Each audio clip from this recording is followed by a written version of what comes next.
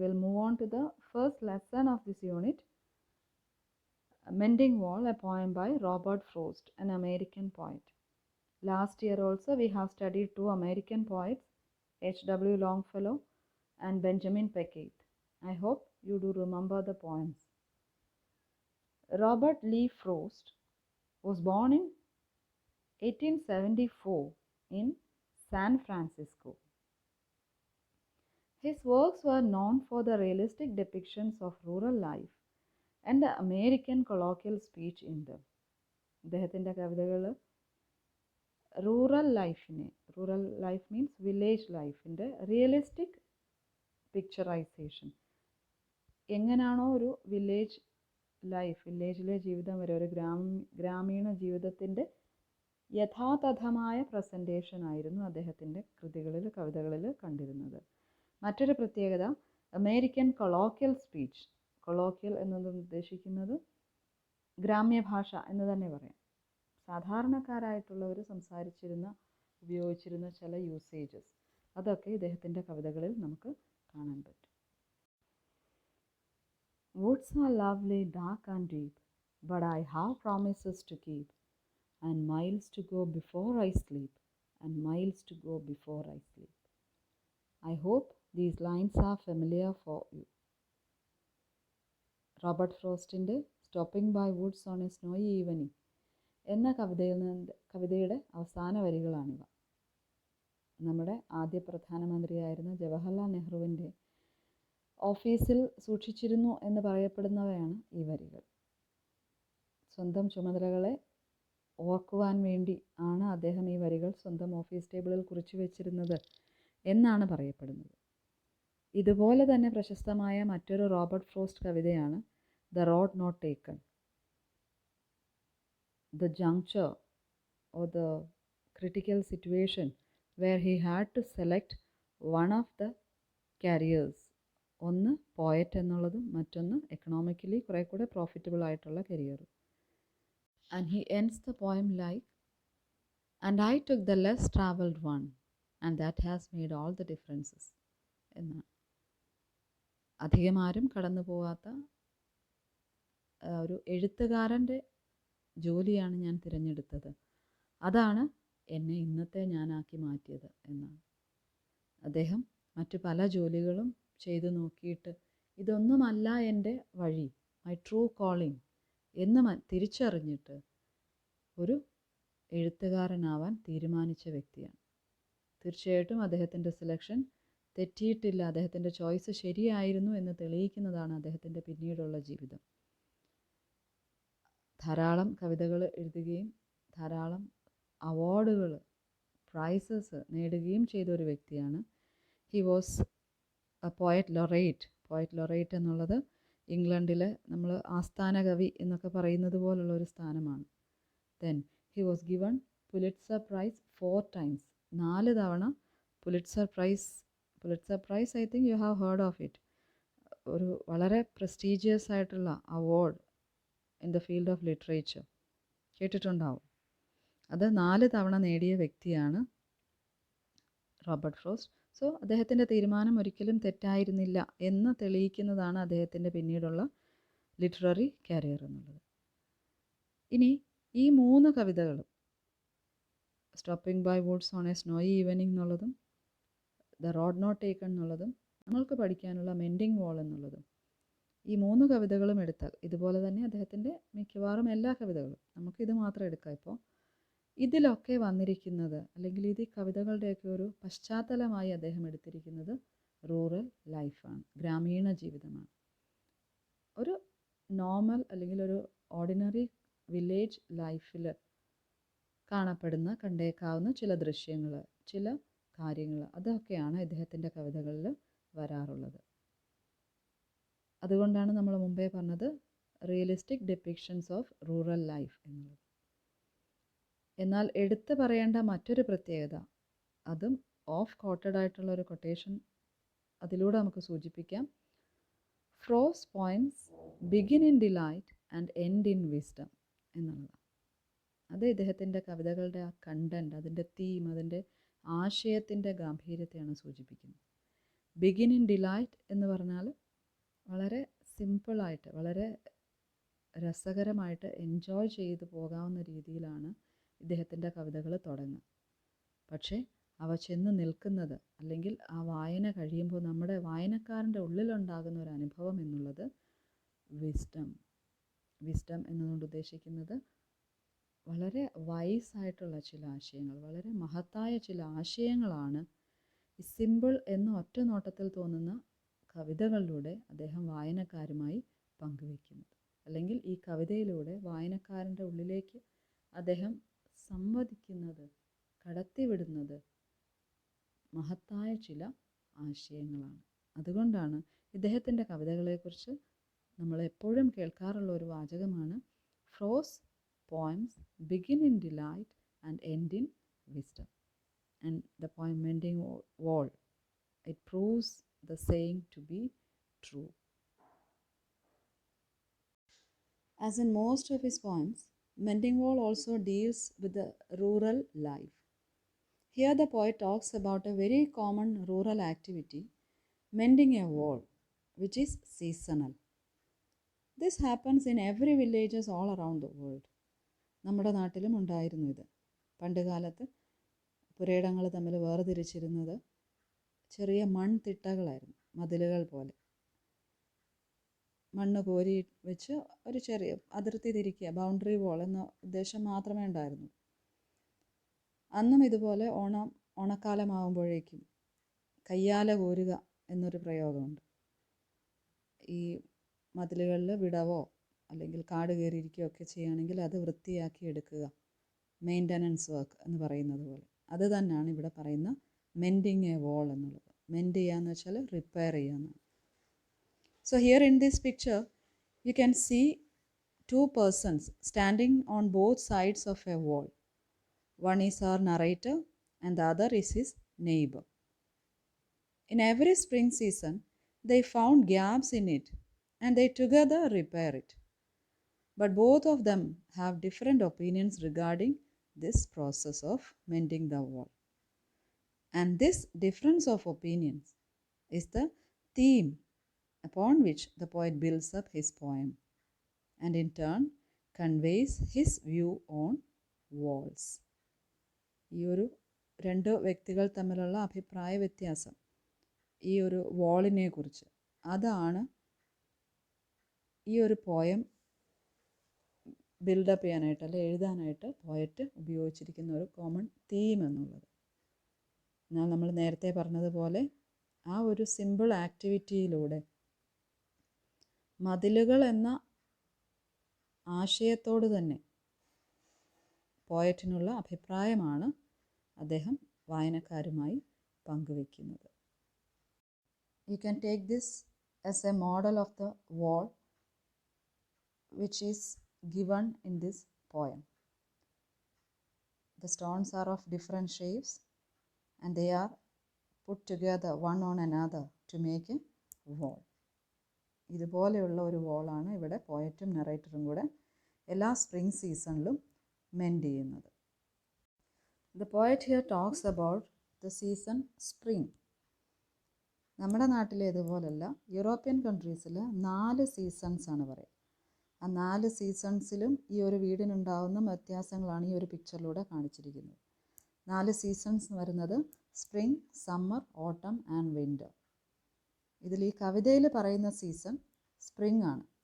Spring comes after winter. Winter എന്നുള്ളത് മഞ്ഞുകാലമാണ്. മഞ്ഞുകാലം കഴിഞ്ഞിട്ട് വരുന്നത് ഇടത് താഴെയായിട്ട് കാണിച്ചിരിക്കുന്നതാണ് spring season. Spring is the season of revival of spirits, life. മഞ്ഞിൽ മൂടിക്കിടന്ന ചെടിയും മരങ്ങളും മൃഗങ്ങളും എല്ലാം ഇനാക്റ്റീവ് ആയിരിക്കുന്ന അവസ്ഥയിൽ നിന്നും മഞ്ഞ് മാറി പുതുനാമ്പുകൾ വന്ന് പൂക്കൾ വിരിയുന്ന ആ ഒരു കാലത്തിനാണ് സ്പ്രിംഗ് എന്ന് പറയുന്നത്. ഇതിലെ നറേറ്റർ പറയുന്നത് എല്ലാ സ്പ്രിംഗ് സീസണിലുമാണ് ഇവരുടെ മതിലിൽ വിടവുകൾ കാണുന്നതും അത് ഇവർ രണ്ടുപേരും കൂടെ മെൻഡ് ചെയ്യാറെന്നുള്ളത്. സീസൺസിൻ്റെ ഡിഫറൻസ് അറിയാൻ വേണ്ടിയിട്ട് നമുക്ക് ഓരോ സീസണിൻ്റെയും വേറെ വേറെ പിക്ചേഴ്സ് കാണാം. This is the picture of A summer day. നമ്മുടെ നാട്ടിലേതുപോലല്ല, കോൾഡ് കൺട്രീസിലെ സമ്മർ എന്നുള്ളത് എക്സ്ട്രീം ഹോട്ട് വെതർ, വളരെ ഡ്രൈ ആയി പോകാറില്ല, കുറച്ച് പ്ലസൻ്റ് ആയിട്ടുള്ളൊരു സീസണാണ് അവിടുത്തെ സമ്മർ എന്നുള്ളത്. Summer season is followed by the season autumn. It is also known as the fall because during this season the trees or the leaves of the trees change their color and gradually they fall down in preparation for the winter season. മഞ്ഞുകാലം ആകുമ്പോഴേക്കും മരങ്ങൾ ഇല പൊഴിച്ച് നിൽക്കുന്നത് അത് നമ്മുടെ നാട്ടിൽ നമ്മൾ കാണാറുണ്ട്. പ്രത്യേകിച്ചും റബ്ബർ തോട്ടങ്ങളിലൊക്കെ നോക്കിയാൽ അറിയാം ഇലയുടെ നിറം മാറുന്നതും പൊഴിഞ്ഞു വീഴുന്നതും ഒക്കെ വ്യക്തമായിട്ട് മനസ്സിലാക്കാൻ പറ്റുന്നു. This is the picture of winter season. പറയേണ്ട കാര്യമില്ല അല്ലേ. The trees and the ground, the road, everywhere is covered with snow. Heavy snowfall ഉണ്ടാകുന്ന കാലമാണ്. നമ്മുടെ നാട്ടിൽ ഇത്രത്തോളം ഹെവി സ്നോഫോൾ വരുന്ന ഏരിയാസ് കുറവാണ്. In America and in European countries heavy snowfall ഉണ്ടാകുന്ന നല്ല തണുപ്പുള്ള കാലം തന്നെയാണ് വിൻ്റർ എന്നുള്ളത്. And this is the season which is mentioned in our poem spring. നമ്മുടെ നാട്ടിലെ കണക്ക് വെച്ച് വസന്തകാലം എന്ന് പറയുന്നു. ഇനാക്റ്റീവായിട്ടുള്ള വിൻ്റർ സീസൺ കഴിഞ്ഞിട്ട് ചെടികൾ പുതുനാമ്പുകൾ വരുന്നത്, മരങ്ങളുമൊക്കെ പൂവിടുന്ന കാലമാണ് സ്പ്രിംഗ് എന്നുള്ളത്. ആ സ്പ്രിംഗ് സീസണിലാണ് ഇവിടെ നറേറ്റർ പറയുന്നത് they found the gaps in the wall between the properties. ഈ സീസണിലാണ് മെൻഡിങ് എന്നുള്ള പ്രോസസ്സ് വില്ലേജ് ഏരിയാസിൽ സീസണലായിട്ട് നടക്കാറുള്ളത്. Now we will read the poem once and have a general idea of it. Mending wall, Robert Frost. Something there is that doesn't love a wall, that sends a frozen ground swell under it and spills the upper boulders in the sun, and makes gaps even two can pass abreast. The work of hunters is another thing. I have come after them and made repair, where they would have left not one stone on a stone, but they would have the rabbit out of hiding, to please the yelping dogs. The gaps I mean, no one has seen them made or heard them made, but at spring mending time we find them there. I let my neighbor know beyond the hill, and on a day we meet to walk the line and set the wall between us once again. We keep the wall between us as we go. To each the boulders that have fallen to each, and some are loaves and some so nearly balls. We have to use a spell to make them balance. Stay where you are until our backs are turned. We wear our fingers rough with handling them. With just another kind of outdoor game, one on a side. It comes to little more. There where it is, we do not need the wall. He is all pine and I am apple orchard. My apple trees will never get across and eat the corns under his pines, I tell him. He only says, good fences make good neighbors. Spring is the mischief in me, and I wonder if I could put a notion in his head. Why do they make good neighbors? Isn't it where there are cows? But here there are no cows. Before I built a wall, I would ask to know what I was walling in or walling out, and to whom I was like to give offense. Something there is that doesn't love a wall, that wants it down. I could say else to him, but it's not else exactly, and I would rather he said it for himself. I see him there, bringing a stone grass firmly by the top in each hand, like an old stone savage armed. He moves in darkness as it seems to me, not of woods only and the shade of trees. He will not go behind his father's saying, and he likes having thought of it so well. He says again, good fences make good neighbors. Here in the poem, Frost is trying to convey his opinion on walls. Most of his poems are autobiographical, and hence we can undoubtedly say that the poet is the narrator in this poem. അദ്ദേഹത്തിൻ്റെ കവിതകളെല്ലാം തന്നെ autobiographical elements ഉള്ളതാണ്. അതുകൊണ്ട് തന്നെ ഇതിലെ narrator poet തന്നെയാണ് എന്ന് നമുക്ക് വിശ്വസിക്കാം. ആ നറേറ്ററുടെ വാക്കുകളിലൂടെ കവിക്ക് മതിലുകളെക്കുറിച്ചുള്ള അഭിപ്രായം നമ്മളോട് ഷെയർ ചെയ്യുകയാണ് അദ്ദേഹം ഈ കവിതയിലൂടെ ചെയ്യുന്നത്. The poem begins with the words of the narrator, like, something there is that doesn't love a wall. and ends in the words of the neighbor, which are good fences make good neighbors. കവിത തുടങ്ങുന്നത് നറേറ്ററുടെ വാചകത്തോടെയാണ്. അദ്ദേഹം പറയുന്ന ഇതാണ്: പ്രകൃതിയിലുള്ള എന്തിനോ ഈ മതിലുകളെ ഇഷ്ടമില്ലാത്തതിനാലാണ് എല്ലാ വർഷവും മതിലുകളിൽ വിടവുകൾ കാണപ്പെടുന്നത്, അല്ലെങ്കിൽ മതിലുകൾ തകർക്കപ്പെടുന്നത്. ആ ഒരാശയം ഇദ്ദേഹം നെയ്ബറെ പറഞ്ഞ് ധരിപ്പിക്കാൻ ശ്രമിക്കുന്നെങ്കിലും നെയ്ബർ എപ്പോഴും പറയുന്ന മറുപടി good fences make good neighbours, അതായത് നല്ല മതിലുകൾ നല്ല അയൽക്കാരെ സൃഷ്ടിക്കുന്നു എന്നാണ്. And these are the contradictory ideas mentioned in the poem. ഈ രണ്ട് ആശയങ്ങളാണ് ഈ കവിതയിൽ വന്നിരിക്കുന്നത്. മതിലുകൾ എന്നൊരു സങ്കല്പത്തെക്കുറിച്ച്, എന്നൊരു ആശയത്തെക്കുറിച്ചുള്ള പരസ്പര വിരുദ്ധമായിട്ടുള്ള ഒപ്പീനിയൻസ്, അഭിപ്രായങ്ങൾ. ഒരാൾ മതിലുകൾ ആവശ്യമില്ല എന്നും ഒരാൾ മതിലുകൾ വേണം എന്നും പറയുന്നതായിട്ടാണ്. The poet thinks that the wall between their properties is unnecessary because the narrator has apple trees and the neighbor has pine trees.